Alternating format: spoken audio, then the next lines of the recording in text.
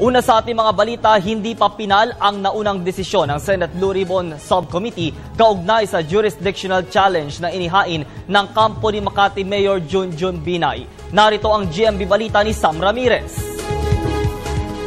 Maaari pang mabaliktad ang naging desisyon ng Senate Blue Ribbon Subcommittee hinggil sa jurisdictional challenge na inihain ng kampo ni Makati City Mayor Junjun Binay.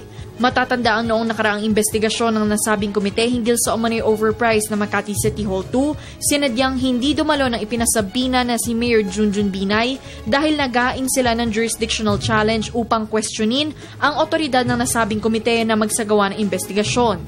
Ayon kay Senator Teofisto Gingon III, ang chairman ng Blue Ribbon Committee, wala siyang natanggap na opisyal na komunikasyon mula sa tumatayong chairman ng subcommittee na si Senator Coco Pimentel.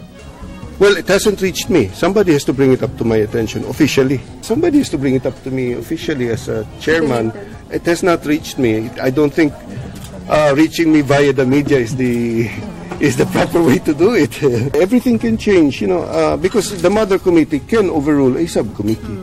Samantala, kapansin-pansin naman na bumaba sa 31% ang rating ni Vice President Jojo Marbinay sa pinakabagong presidential polls.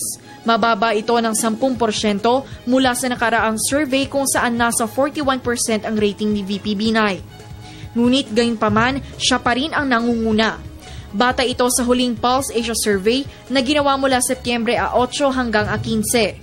Ginawa ang survey habang nakakalimang hearing pa lang ang Senado ukol sa umano'y overpriced na Makati City Hall 2 na siyang naumpisang ipatayo nung alkalde pa lang ng Makati si VP Binay. Ngunit naniniwala si Senator Cheese Escudero na pumang-anim sa survey na masyado pang malayo ang 2016 at marami pang pwedeng mangyari. Lahat yan, snapshot lamang ng perception ng ating mga kababayan. Pero tulad ng madalas kong sinasabi, matagal at malayo pa ang eleksyon. Sino man ang mataas ngayon, posibleng hindi mataas pagdating ng 2016. Sino man yung mababa ngayon, posibleng hindi rin mababa pagdating ng 2016. So hindi dapat pag malaki yung mataas, hindi rin dapat malungkot yung mababa. Ipagpapatuloy ng Senate Blue Ribbon Subcommittee ang kanilang investigasyon hinggil sa umano'y overpriced na Makati City Hall 2 sa ika-2 ng Oktubre kung saan muling pinapadalo si Makati Mayor Junjun Binay. Para sa Telebisyon ng Bayan, Sam Ramirez.